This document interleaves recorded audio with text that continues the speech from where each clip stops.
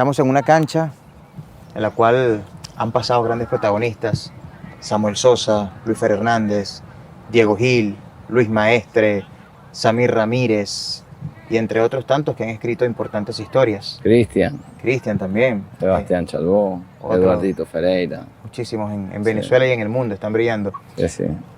20 años tienes contribuyendo como formador, como un actor importante dentro de nuestro fútbol nacional. Y con tu experiencia, con todo lo que tú tienes, ¿qué crees tú que hay que hacer para que nuestro balompié siga creciendo en dirección a la élite?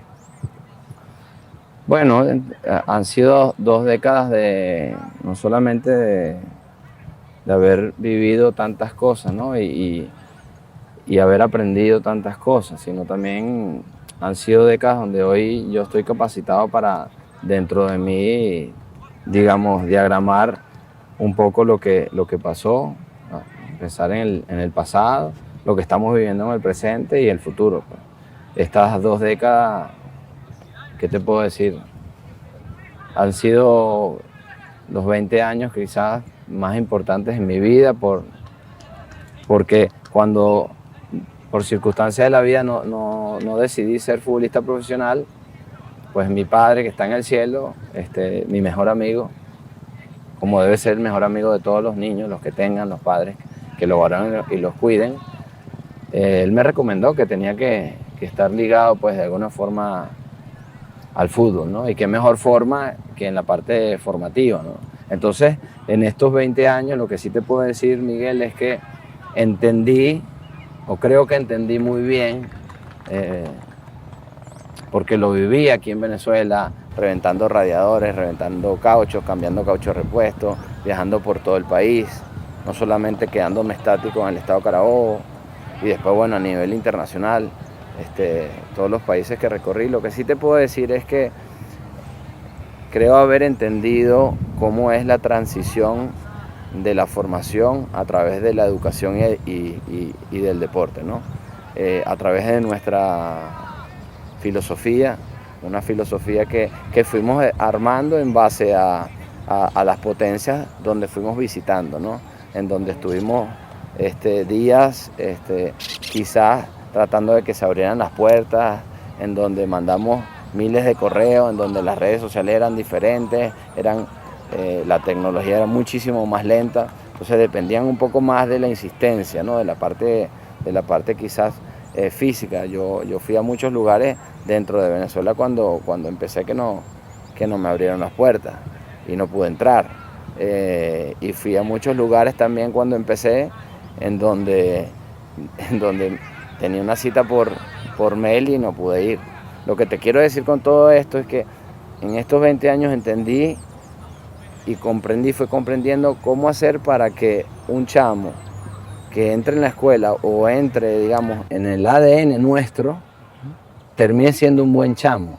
Más allá de que sea un futbolista profesional, más allá de que obtenga una beca, más allá de que sea una figura internacional, más allá de que sea un jugador de la Vinotinto, entendí cómo es o cómo debe hacerse para transformar a un futbolista amateur, a un niño, en adolescente, enfocado, determinado, con muchísima disciplina, que creo que es el adjetivo principal que tiene nuestra escuela, y que ha tenido la compañía en general. Tratar de controlar eso para convertir el niño amateur, el soñador, en un jugador profesional, cosa que no es fácil, ¿no? Quise decir, es algo muy difícil, porque todos saben que en el fútbol, bueno, es una trituradora de sueños, ¿no?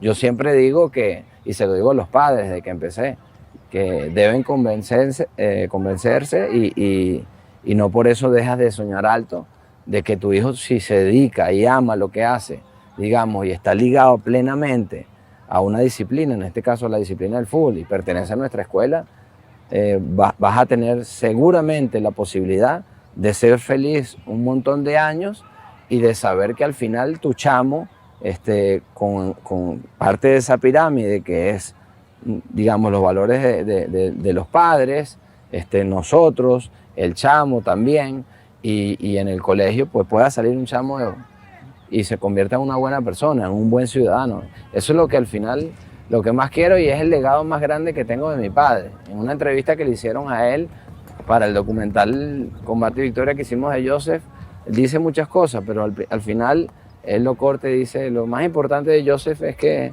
es un buen chico, lo dice en su idioma sureño, y una buena persona, nada más.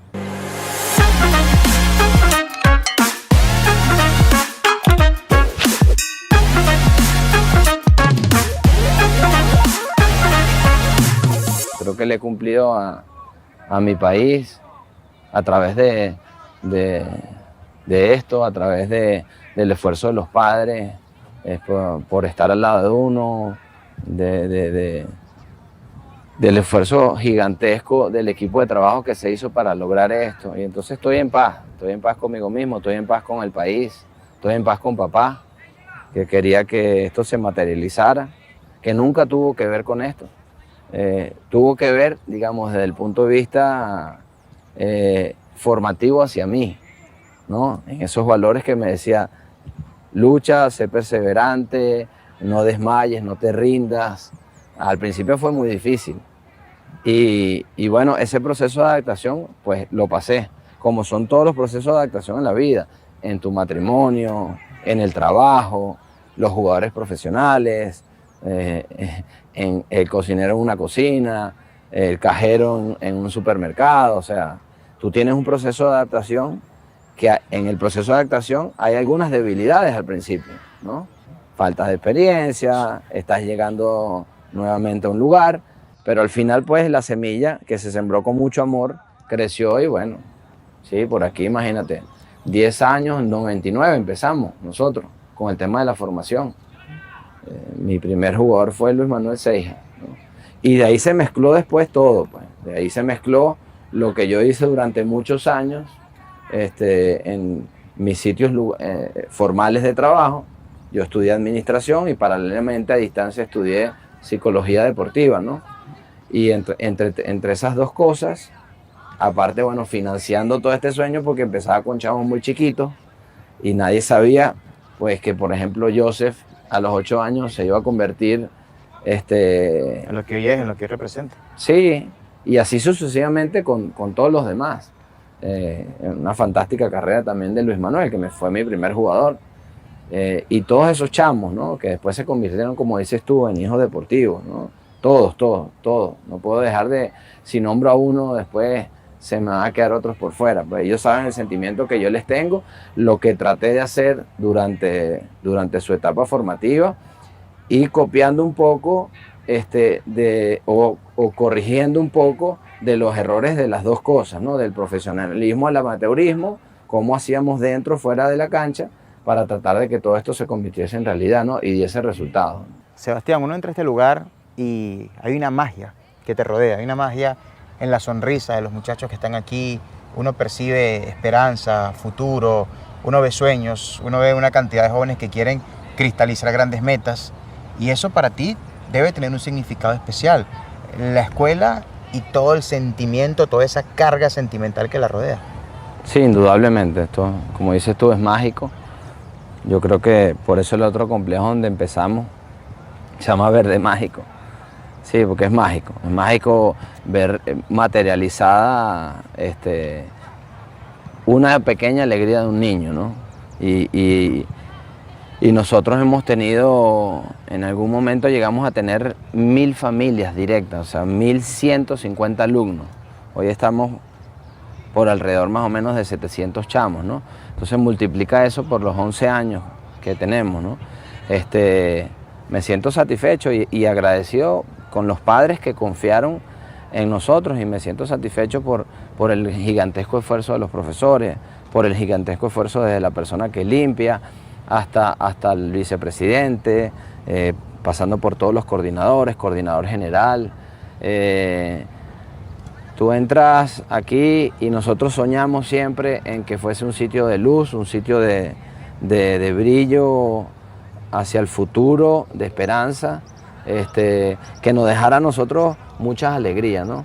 Y que le dejara sobre todo a los niños la sabiduría o la satisfacción de pasar por un lugar en donde si tú haces lo que te corresponde o lo que te están tratando de enseñar, tú vas a asegurar que tú vas a tener una personalidad formada, establecida, como te había comentado antes, con el toque del colegio, con el gigantesco approach familiar de los valores, y nosotros, bueno, esa punzada final que le agrega a nuestra metodología, que el chamo además sea también, que le construyamos un carácter netamente competitivo. Uno de los mayores ejemplos que tiene esta escuela es Eduardo, ¿no? Que ojalá salga pronto, pero Eduardito Ferreira salió de aquí, fue un gigantesco competidor en esta escuela, pues lo ganó todo, y ya tú veías el gen de él adaptado pues a nuestra fórmula, y después lo agarra un técnico, el técnico más ganador en la historia del fútbol venezolano, que no es el San Vicente, y desde el día 1 empieza a competir, y desde el día 1 empieza a jugar. Ya Eduardo va a cumplir 4 años en el Caracas, en una institución súper consolidado, y es el legado que, por eso es que andan siempre, nosotros tratamos de poner los espejos que son las fotos a través de las vallas, de algún recordatorio de alguien que pasó por aquí y que dejó su huella. Y muchos otros que invisiblemente también dejaron su huella, que yo me los encuentro en cualquier viaje donde voy, que me los encuentro en mi mismo estado, que me los encuentro en situaciones ya profesionalmente laborando de manera exitosa, con un toque de agradecimiento. Y bueno, nuestra escuela es imperfecta, Miguel. Tenemos miles de defectos. Como todo en la vida. Y durante estos 20 años también de trabajo hemos cometido errores. Y sobre los errores los hemos llamado aprendizaje. Si tú me preguntas a mí, no, los profesores lúdicos que dicen no hay que mencionar la derrota, sino aprendizaje, yo estoy a favor de eso. Porque es que todo en la vida, o sea, a pesar de que pareciera que todo es una competencia, no todo debe ser una competencia a cierta edad. Tú te tienes que fortalecer con los aprendizajes. Y el aprendizaje es lo que te va a terminar de formar como ciudadano. Y si eres un ciudadano de bien, pues eso ya basta, ¿no? Lo demás, como siempre digo, ¿no? Y bien criollo, lo demás es ñapa.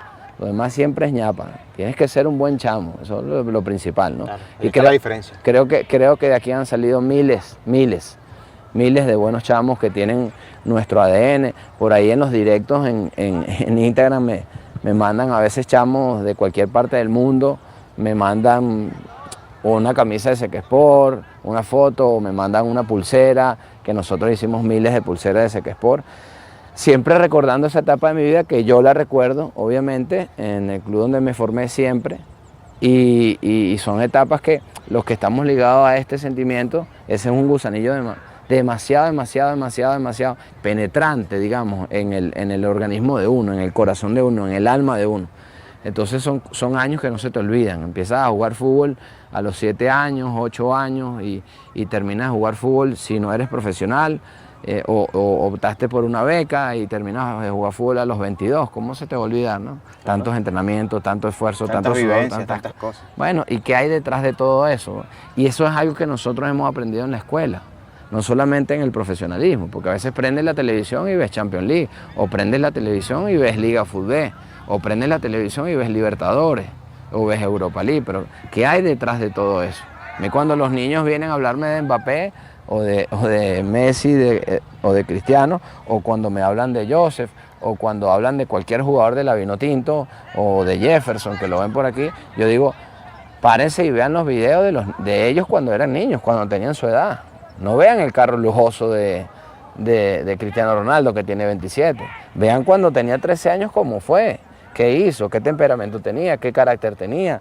O sea, siempre digo algo, Miguel, mira, el fútbol a veces con el entorno, ¿no? Cuando el entorno es muy positivo, ¿no? Es ingrato.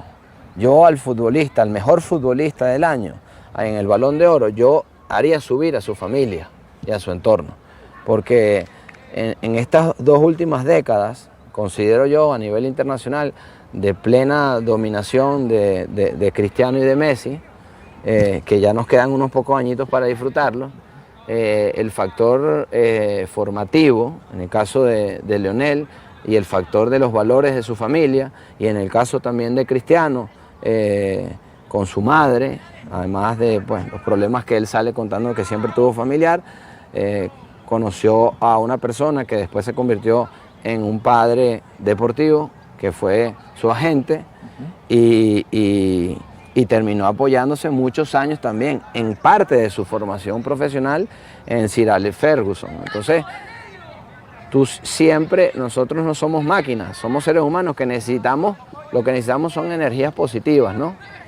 Y en eso hemos estado en 20 años. Hemos fallado, nos hemos tropezado, nos hemos caído, pero bueno, aquí estamos, ¿no? Contando, ¿no? No hay mejor manera de contar la vida si estás vivo, ¿no? Y aquí estamos, ¿no?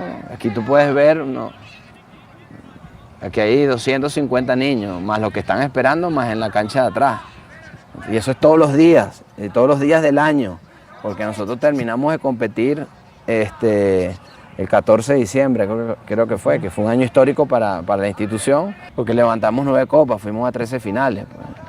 Así que bueno, en resumen lo que te puedo decir es que estoy agradecido con Dios, principalmente, agradecido con mi país, agradecido con el fútbol venezolano, con todos los defectos y las grandes virtudes.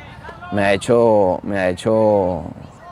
un hombre diferente, me ha hecho un hombre emprendedor, y eso es lo que le traslado pues a la gente que está al lado mío y sobre todo a los niños, ¿no? Ver la felicidad en los niños. Si los niños son felices, no hay plata que valga, no hay interés que valga, eso se queda ahí en ese momento y se queda en mi corazón y se queda en mi mente, en la memoria de tu vida, hasta el día que Dios me permita seguir respirando.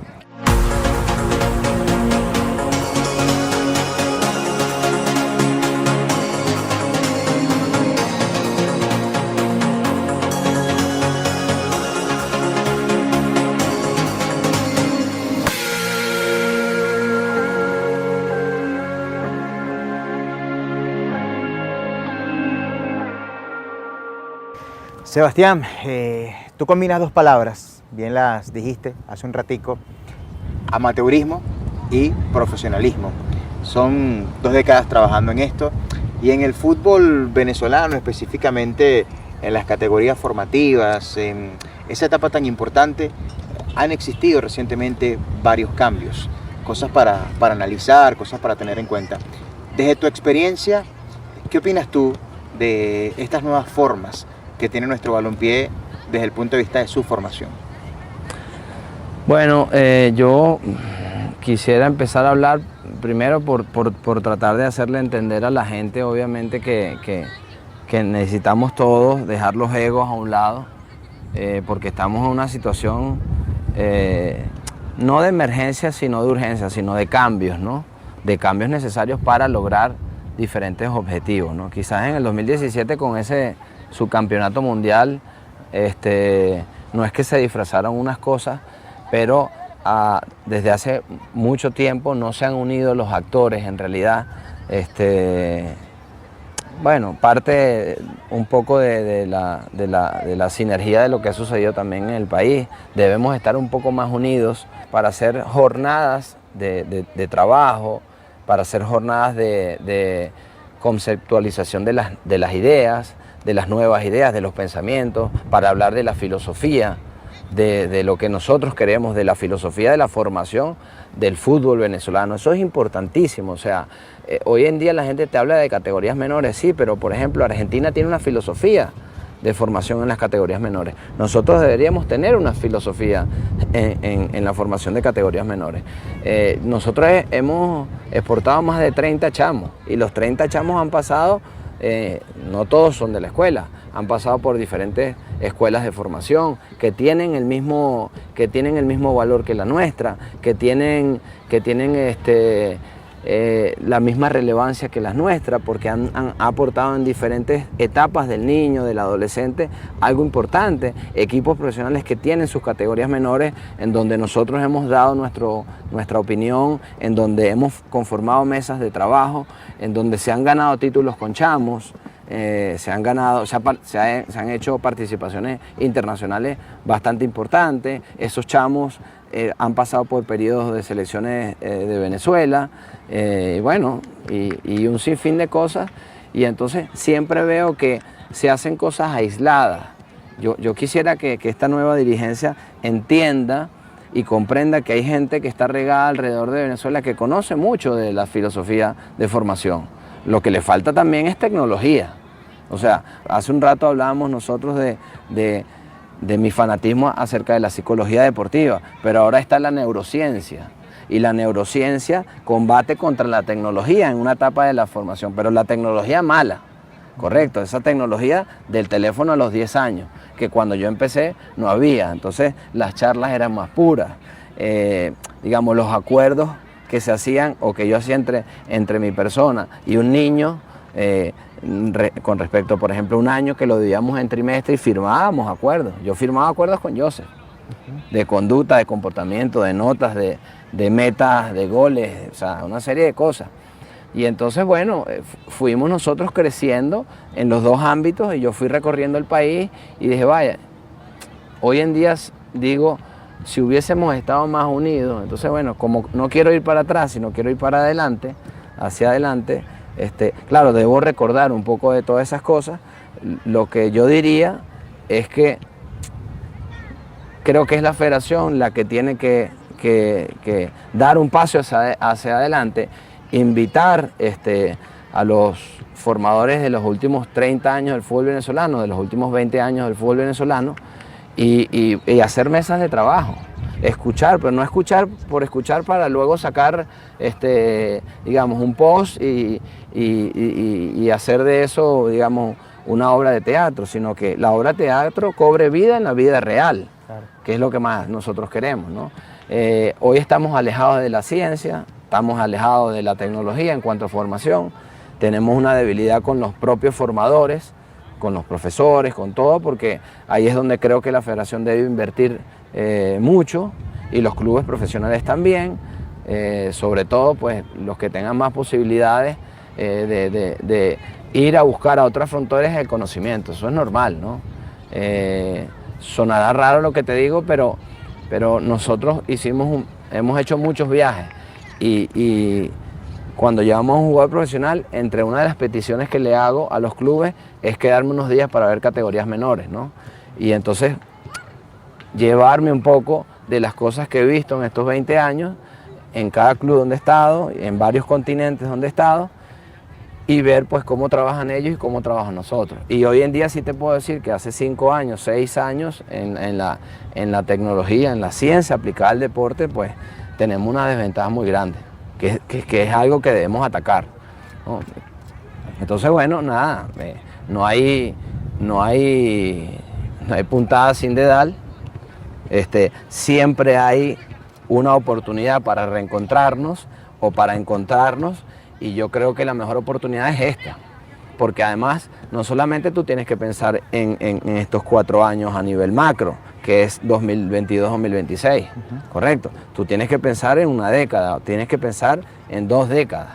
Nosotros aquí en la escuela pensamos 10 por 10, cumplimos 10 años y ahora estamos haciendo un trabajo macro para que abarque los próximos 10 años, inclusive tirando unos lapizazos en las pizarras, en donde a lo mejor son cosas que intuitivamente tenemos nosotros grabadas en nuestra cabeza que a lo mejor no sucedan o a lo mejor estén incorrectas. Y tampoco es llenar una libreta por llenar, pero creo que el fútbol menor, bueno, también nos agarró la pandemia, es algo también a nivel mundial, pero la activación o la reactivación del fútbol menor tiene que estar y tiene que venir de la mano de una unión de diferentes partes del país, de diferentes zonas del país, porque en las diferentes zonas del país, como yo he visto que hacen los diferentes coordinadores de categorías menores, por ejemplo de selecciones o a nivel federativo, es que cada región te da un gen, ¿no? Y tú tienes jugadores de diferentes biotipos en cada región, ¿no? Unos más altos, unos mulatos, otros morenos. Pasa en Ecuador con la costa, por ejemplo. Sí. Y aquí también pasa. Lo que pasa es que nosotros no hemos dividido el fútbol geográficamente para sacarle la verdadera radiografía de dónde estamos. no sé si por susto, no sé si por angustia, pero tenemos que, bueno, vuelvo y repito, tenemos que entrar a esa máquina gigantesca de resonancia y una vez que entremos ahí tiene que haber un diagnóstico principalmente. Y a partir de eso, las personas más capacitadas deben trabajar en esa transformación del fútbol menor. Después, Sebastián, de aquella famosa Copa América de Venezuela en 2007, comienza a escribirse una nueva historia y tiene esto que ver con la regla de lo juvenil, con la posibilidad de que valores de nuevo cuño vean acción en los diferentes clubes. Eso sin lugar a dudas trajo éxito, pero recientemente, luego de un largo periplo, esa regla fue eliminada, fue abolida. A propósito de ello, ¿cuál es la opinión que tú tienes como alguien que ha visto tanto fútbol, que ha formado a tantas personas en diferentes ámbitos y que seguramente tiene muchas cosas que decir? Mira, yo siempre fui pro regla juvenil porque viví el antes y el después, ¿no? Nosotros avanzamos muchos pasos, Lino Alonso, que en paz descanse, junto con César Farías, y una parte también federativa y otra parte también que estaba ligada al fútbol, fueron los grandes propulsores de esta regla que nos trajo muchísimas alegrías y que además al país lo hizo en la inmediatez que necesitábamos, digamos, competir en categorías menores a nivel de selección de una manera más pareja, ¿no? A mí me gustan las estadísticas, pero también me gusta hablar de lo que yo percibo en el tiempo. Cuando yo empecé a ir a una cancha cuando tenía 4 años, ¿no? Y en el transcurso de mi vida siempre le preguntaba a mi papá cuando fui creciendo por qué los torneos del fútbol profesional venezolano habían profesionales, digamos, de tan mayor edad, o sea, por qué era tan parejo, o sea, la longevidad del promedio de edad, ¿no? Y eso fue algo que fuimos discutiendo en el tiempo. En el tiempo fue cambiando a nivel de Sudamérica y aquí nosotros tuvimos el torneo más longevo del continente durante 5 o 6 años. Entonces, al llegar la regla, obviamente ese promedio bajó, porque no solamente necesitabas los dos jugadores en cancha, es que necesitabas tener 8 o 10 jugadores que estuviesen preparados por cualquier contingencia, ¿entiendes? Pero además de eso, pues la alegría también de ver a un niño de 16 años en cancha. Entonces la gente dice, no, pero a juro, tiene que vivir sus procesos formativos. Es que los procesos formativos y los regates errados o los no entendimientos de algo táctico lo vas a vivir estando en una cancha de fútbol. Desde mi punto de vista no voy a criticar esto porque nadie me explicó personalmente cuál fue la decisión o por qué tomaron la decisión. Yo lo que creo es que se debía haber consultado más en las bases y repito, ¿en qué base? No todos los equipos profesionales forman futbolistas de los 6 años. Las escuelas formativas, que son las que más han sufrido en los últimos 10 años. Nos pasa a nosotros también. Nosotros tenemos escuelas donde recibimos nosotros jugadores aquí. ¿Me explico? A los 10 años, a los 11 años, a los 12 años. Y ellos tienen el mismo crédito que tenemos nosotros. En los clubes profesionales pasa lo mismo. Y a nivel de selecciones pasa lo mismo. Entonces, yo creo que se tenía que haber hecho un cambio, digamos, no tan radical en el tiempo. O sea, y si tomas en cuenta la pandemia, por ejemplo, esa generación 2001-2002, que incluía 2003-2004, que ya estaban jugando, a ellos, bueno, por decisiones normales de la naturaleza de la propia pandemia, pues en los últimos 20 años no se había suspendido un sudamericano. Se les suspendió un sudamericano, entonces este año tocaba 2003-2004 o si tú eras más arriesgado 2005.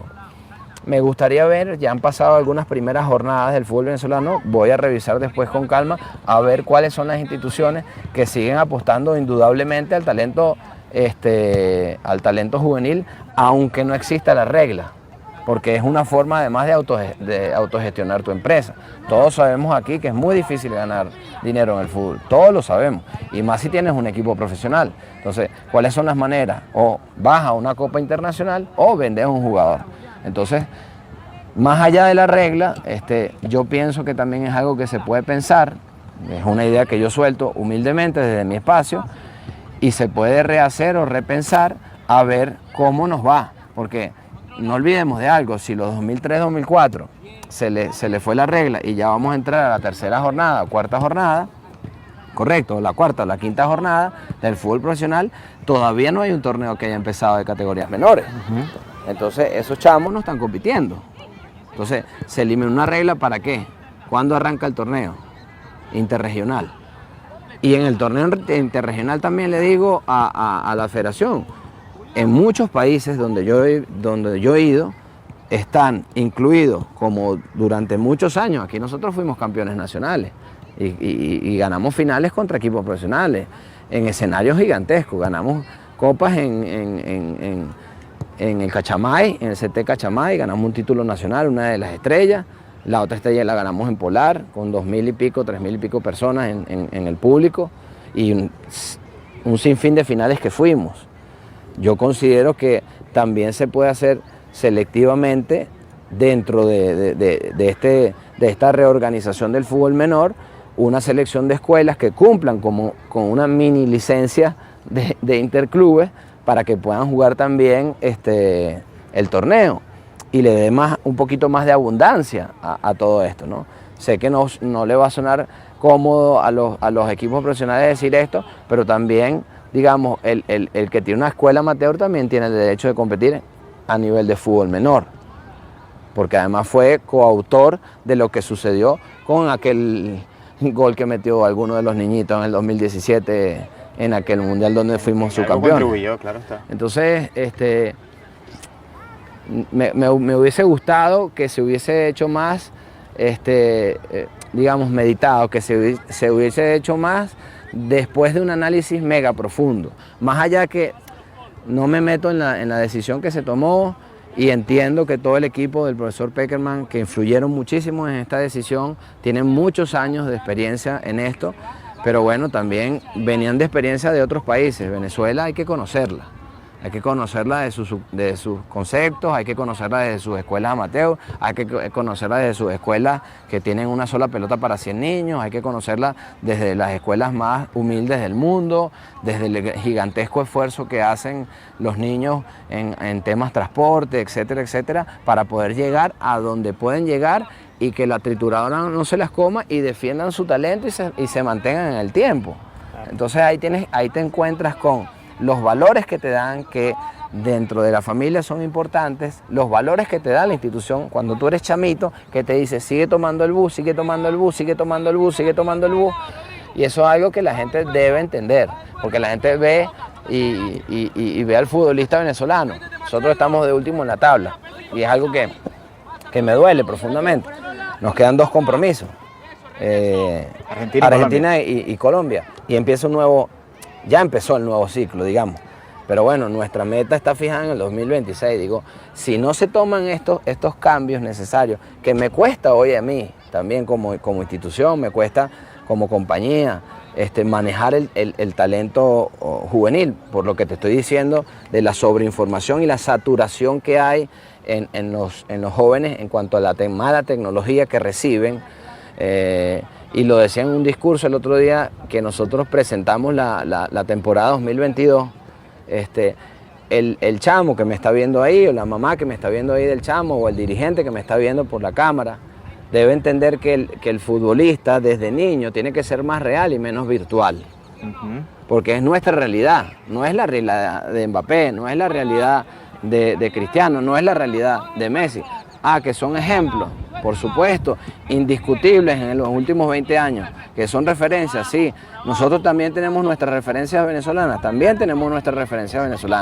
pero es importante que el niño, que el padre, vaya de alguna manera entendiendo, si quiere que el futbolista sea un futbolista de alto rendimiento, vaya implementando normas como hay en instituciones internacionales. Sobre el uso de los dispositivos electrónicos, ¿no? Y eso es algo en el cual nosotros estamos muy lejos, inclusive en el profesionalismo, ¿no? Los chamos están todos pegados al teléfono y no quiero decir con esto algo pesimista o algo que esté mal, pero bueno, es una circunstancia, ¿no? Y se tiene que trabajar profundamente. Para mejorar, por supuesto. Sí, por supuesto, claro.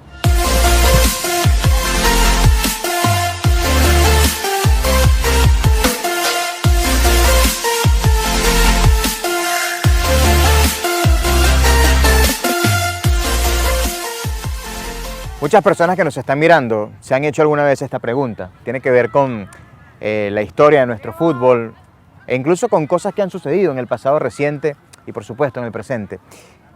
¿Qué falta para que un futbolista venezolano llegue a la verdadera élite, llegue a la cima real? Y en tal sentido te quiero hacer otro interrogante. ¿Tú crees que el pasaporte venezolano tiene peso suficiente como para que esto pueda ser una realidad prontamente? Mira, nunca he hablado de esto porque son temas muy álgidos, son temas que hieren susceptibilidades, pero bueno, ya este año cumplo 48 años, ¿no? O sea, y tampoco he ocultado las cosas, sino que bueno, uno como familia, como tipo de convicciones y con códigos, hay cosas que deben resolverse puertas adentro. Si te digo algo, me dijiste lo del pasaporte. El pasaporte ha pesado muchísimo para que un futbolista venezolano no llegue a un club élite. Primeramente porque, bueno, más allá de que nos falte ir a un mundial, más allá de que nos haga falta una serie de cosas, la adaptación, las primeras adaptaciones deben ser absolutamente consagratorias, ¿no? Entonces, bueno, la gente me pregunta o la gente te escribe que si uno no tiene contactos, que si... Yo te dije, empezando la entrevista, debo haber fundido 5 motores, he cambiado 40 cauchos a nivel nacional y he tomado 300 aviones. Yo te puedo decir con mucha humildad que conozco el 70% del fútbol mundial. Las direcciones deportivas, las vicepresidencias, la presidencia de las diferentes ligas. Y tengo el mismo número telefónico hace 21 años. Me pudieron haber contactado por algún jugador específico. Hay la gente que me dice, y no lo digo, el tema de Jefferson. El tema de Jefferson, bueno, él sabe qué es lo que se tiene que hacer para tratar de lograr su sueño. Talento le sobra. Ahora, cuando te vas a la ciencia aplicada al deporte y ves los reportes, correcto, la liga inglesa tiene unas características, la liga española tiene unas características, la liga alemana tiene unas características y nuestros futbolistas deben comprometerse con esas características para poder lograr eso. Si tú unes eso al pasaporte, bueno, ¿cuál crees tú que ha sido nuestro máximo representante? Siempre es difícil nombrar a uno, pero ¿cuál crees que ha sido nuestro máximo representante en los últimos 20 años del fútbol internacional? Juan Arango. Sin duda, igual, yo pienso igual. Yo le tengo un respeto a Juan y Juan cada vez que le preguntan sobre el tema del pasaporte, él te dice, yo tuve compañeros de selección que eran, sin discriminar a nadie, que eran mejores jugadores de los compañeros que él tenía en su equipo. Yo creo que no es un tema de agentes o de contactos, porque hoy en día la gente te dice, no, tú eres el dueño del jugador, el club es dueño del jugador. O sea, los contactos llegan, los contactos debieron haber llegado a Santos. Correcto. Claro. Después de esa gigantesca actuación, no solamente a mí, primero a Santos, ese es el club de Pelé, por Dios. Finalista de Libertadores. No, pero es el club de Pelé. O sea, tienen todos los teléfonos al día del Santos de Brasil. No llegaron. Bueno, nosotros nos hicimos también varias preguntas. Y nos hicimos varias preguntas y tuvimos varios desafíos. Y estamos dentro de esos desafíos. Estamos luchando para que eso suceda. No estamos bajándole el telón de la obra de teatro de sueños a nadie. Le estamos diciendo a la gente, sí se puede, pero se tienen que cumplir una serie de parámetros que además, dentro y fuera de la cancha, los necesitas tener. Porque el alto rendimiento es el alto rendimiento. No es lo mismo, vuelvo y repito, manejar un karting que manejar un carro de Fórmula 1. Y entender lo que tienes que entender en un volante de Fórmula 1 y manejar un volante de un karting, ¿no? Entonces, creo que tiene que haber, y esto se lo digo a las nuevas generaciones, creo que tiene que haber mayor compromiso. Pero todo es una cadena, Miguel. Si tú en el fútbol, si la Federación del Fútbol no entiende que el fútbol formativo debe mejorar, que la liga debe mejorar, va a ser bastante difícil que tú agarres a un jugador con déficit de formación, por más que sea que juegue en Chile, por más que sea que juegue en la MLS, por más que sea que juegue en Brasil, por más que sea que juegue en Italia, o quieres que finalmente un jugador llegue al Real Madrid o llegue al Barcelona. Yo debo decir algo con todo el orgullo del mundo porque además le tengo mucho cariño. Tenemos una futbolista, una futbolista en un equipo de élite mundial. Para mí, es un humilde pensamiento mío y con todo el respeto a todos los futbolistas de todo el país, que es Deina Castellano. Ella es protagonista en uno de los equipos top 20 a nivel mundial. Eso es lo que tú y yo deseamos, pero eso es lo que desean 30 millones de venezolanos. Eso tiene un proceso. Deina pasó por un proceso, ¿me explico? Y ese proceso debe emularse de alguna forma para que se universalice, se entienda, en lo cognitivo se entienda que no solamente con el talento llegas y no solamente con las cosas que ves en las redes sociales, sino otras cosas que el futbolista tiene que entender.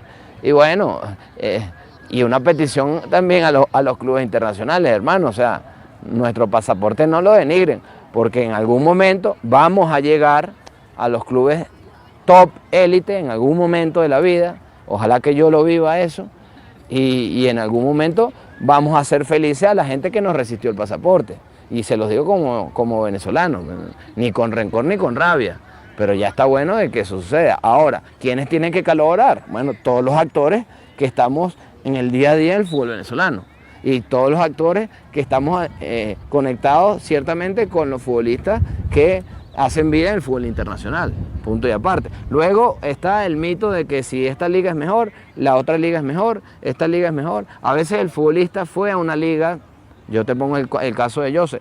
Jose estuvo en Suiza, después estuvo en Italia, que Italia era la Premier de los 90 y de los 80, y llegamos a Italia y bueno, fue difícil, jugaba, era un problema, no jugaba era otro problema, si no estaba convocado era otro problema, y bueno, se prefirió o se decidió en aquel momento conquistar América, pues, y se fue una liga que yo creo,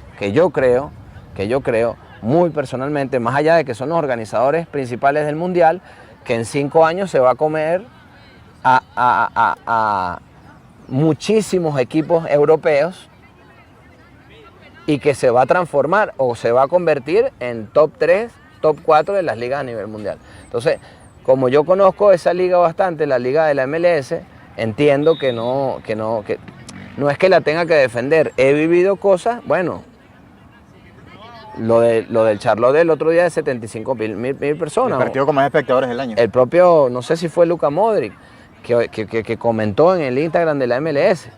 O sea, hace 20 días veía a Héctor Herrera en el Atlético Madrid-Liverpool, ¿correcto? Correcto. Y ahora lo anuncian en la MLS. Insigne estaba jugando la Europa League contra el Barcelona y ahora va a la MLS y no van a retirarse. Es una liga que tiene infraestructura, que tiene mucho más infraestructura que muchas de las ligas top que hay, y es una liga que va en camino y que tiene un propósito y se va a convertir en eso. No es comodidad mía, no es preferencia mía, son las realidades. Así como visualicé algunas cosas en mi vida, yo visualizo que la MLS se va a convertir sin duda en top 4 de ligas mundiales.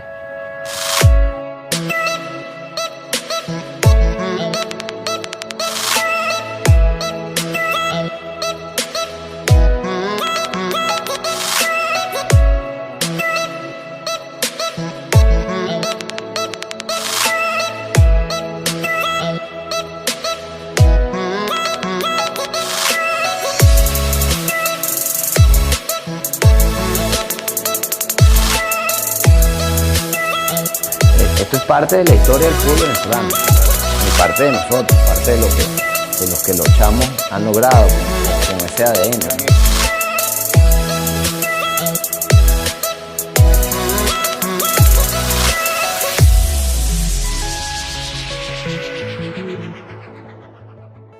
Como formador, Sebastián, como un trabajador al servicio del fútbol nacional, como un aficionado a nuestro balompié, tú más que nadie sabes que hay algo que une a todos los venezolanos, y es la Vinotinto. Es ese sentimiento nacional que aflora en más de 30 millones de corazones, y comienza un nuevo ciclo, comienza una nueva era en dirección al 2026, y Venezuela quiere cumplir ese sueño de clasificar al Mundial por primera vez en toda nuestra historia. Hablamos de un campeonato absoluto. ¿Cuál es tu visión? ¿Cómo ves tú ese camino de nuestra representación nacional?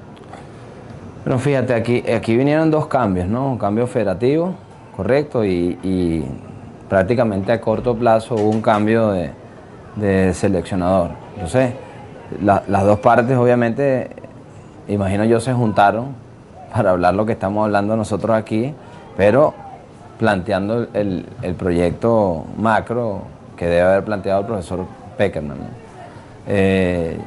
Lo primero que te tengo que decir es que soy muy optimista a que nosotros definitivamente y por primera vez en la historia podemos ir a este Mundial 2026.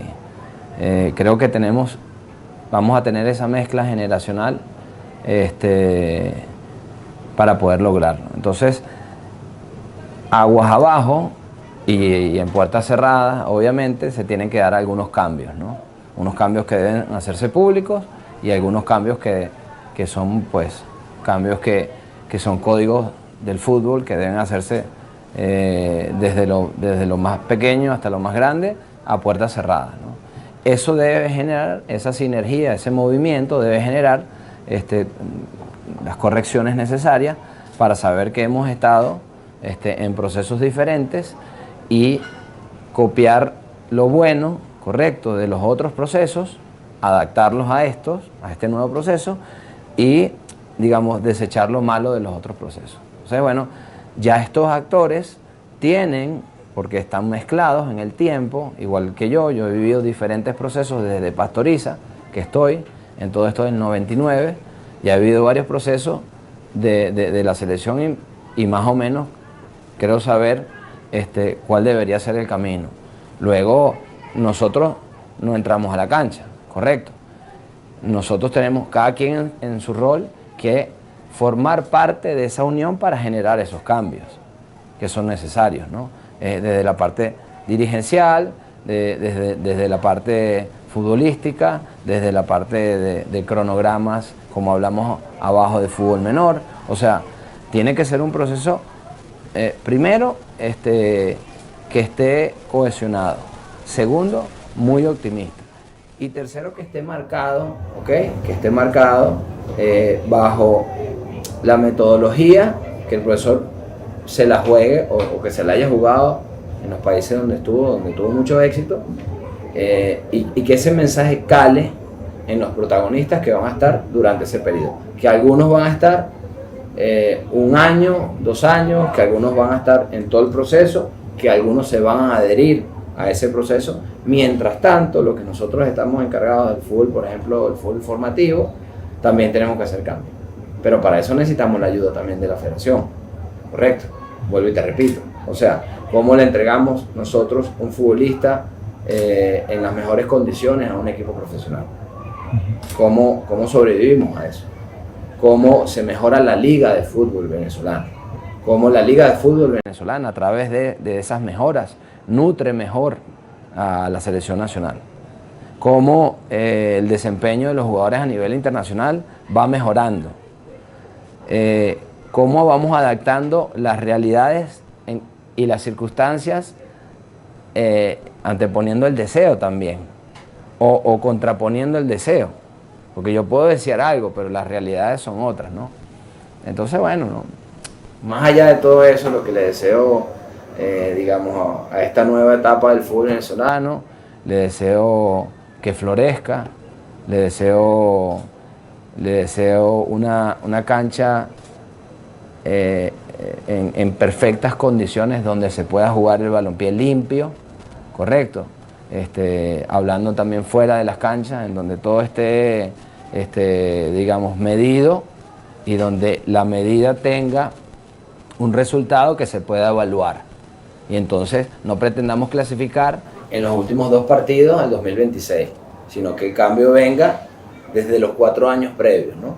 Planificamos algo como meta en el 2022, qué queremos lograr en el 2022, qué es lo que queremos lograr en el 2023, si no hemos logrado nos da tiempo de corregir, porque nos quedan 2 años más, y entonces en el 2024 seguimos mejorando, y en el 2025 damos el toque final y llegamos justo para la competencia final, los últimos 3 rounds, ¿entiendes? En el Madison Square Garden full con 80.000 personas, bueno, y damos esa campanada que tanto alivio nos va a dar, que tanto peso nos va a quitar de encima. Yo tengo un peso gigantesco encima, porque yo me siento corresponsable también desde mi punto de vista en muchas cosas, lo bueno y lo malo, correcto. Y es una autocrítica que me vivo haciendo. O sea, tengo que aportar mi granito de arena para que nosotros logremos ese sueño. Un placer.